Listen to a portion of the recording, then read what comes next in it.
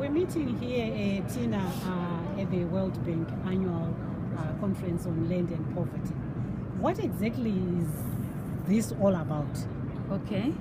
The Land and Poverty Annual World Bank Conference is all about bringing people who are interested on land and people who are interested in only land, not only land, but land governance, land management issues, everything to do with land in general, to bring them together, to dialogue, to debate, to help each other about, okay, this is where we are, where do we go from here? It's just sharing knowledge and debating on issues related to land.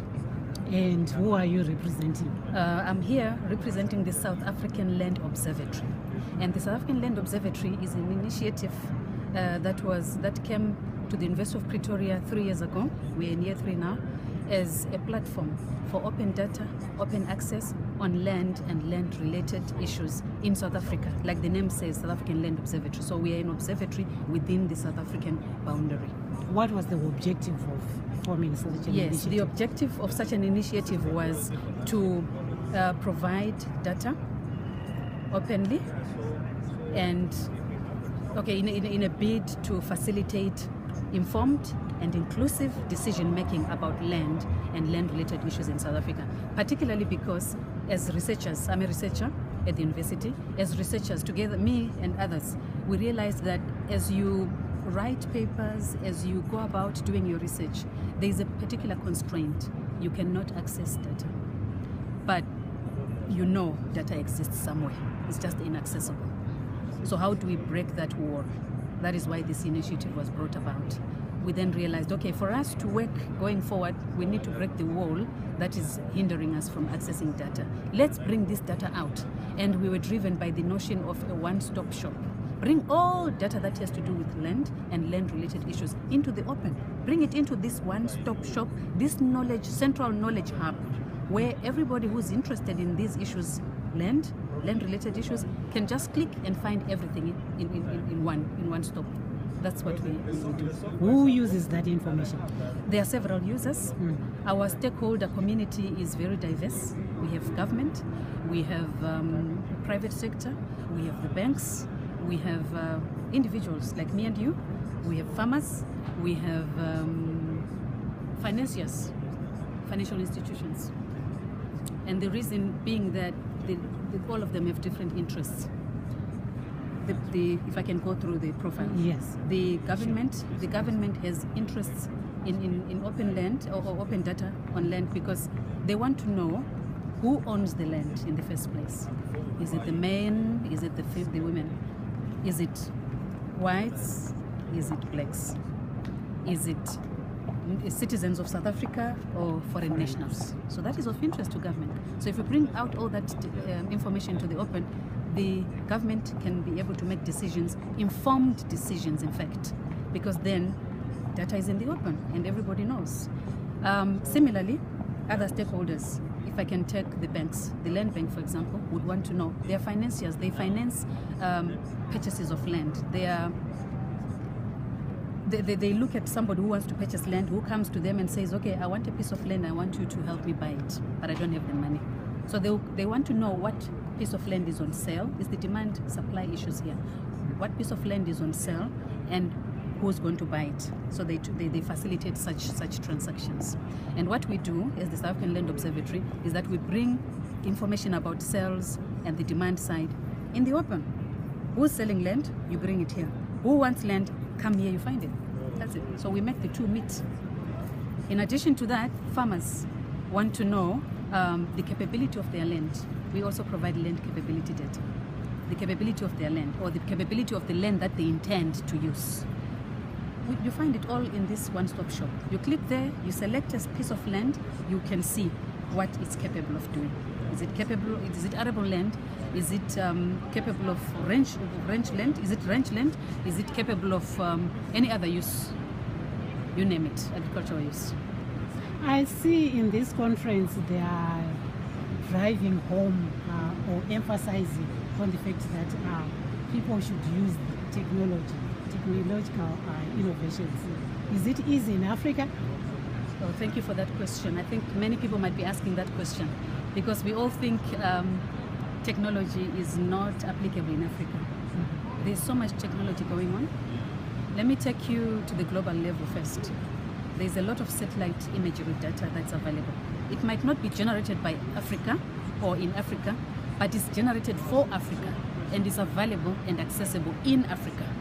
So as long as you have access to the internet, you can access that data through your handheld device, for example, your cell phone. You can access satellite imagery data, which will show you the vegetation type of your land, for example, the water resources on your land, for example. So simple. Anyone in Africa can access information, and anyone in Africa has the capability to access information by the mere fact that they own a gadget that has internet access, which is a cell phone, as simple as that. Is it easy to gather all this information? It might not be easy. It poses a few challenges, but there is always a way around it. If one needs global data, for example, that is easy because it's provided by the first world for free. You just download it as long as you have storage for it. You have to download it and store it. And storage is also on the internet. So it's simple. You download, you keep. Some of it will cause challenges in that all along there's always been a belief that data should not be shared openly. So certain people are holding on to it. That poses a challenge. But as we preach this gospel of open access, open data, which this conference is also doing, encouraging people to avail data for free and openly, we are eventually getting there. Data will be availed for free. Data will be there for someone who wants to make a decision, an informed decision to make that decision.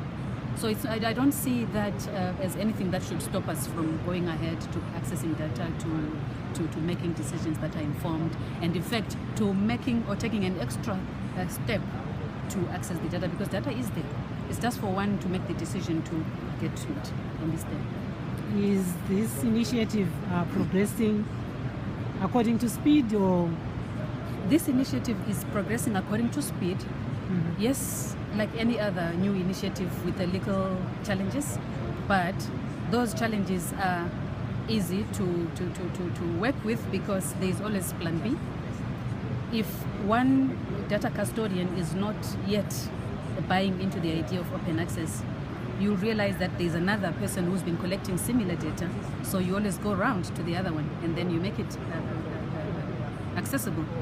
Eventually, all stakeholders or all data custodians will learn the concept of open data, open access from realizing the benefits that it has.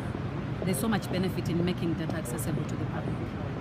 What are you learning from this conference? I've learned already. I attended the opening ceremony. I learned already that the freely accessible satellite imagery data has informed particularly countries like Brazil, the extent of deforestation in that country, particularly the Amazon area. Satellite imagery just shows you, it will show you vegetation cover in 1 year, vegetation cover in another year, progressively. So you can see where vegetation cover has reduced. And it's all free. You just see it's layers on a map.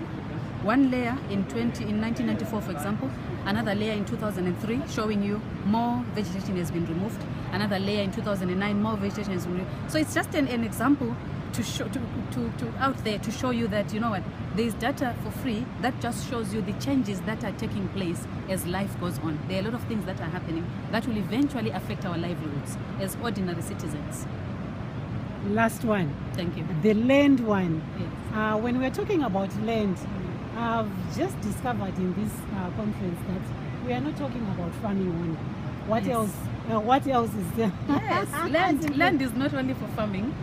Land has many uses, but all these uses have an effect in one way or another on our livelihoods. One example is what I touched on now, the forests. Some livelihoods depend on forests only, and you don't farm forests. It's natural. It's natural forests that God gave to us, but we need to take care of them because we derive a livelihood from them. Land also holds the water bodies. Rivers run on land. So you have to take care of the land so that you have water every day. Those are just examples. And mining, another example. So land takes care of all these things, and therefore we need to take care of the land. And we actually need to understand what is happening, what changes are happening to land in terms of land ownership, who owns it, in terms of land use, what are they using it for. And I also saw something about the climate change. Yes, It impacts on the land as well. It also impacts on land. It's a two-way traffic with land and climate change. Climate will impact on land will also impact on climate. But it's complicated processes. That one, it's a conversation for another day. For another day. Yes. Thank you so much. Thank Tina. you. We did it.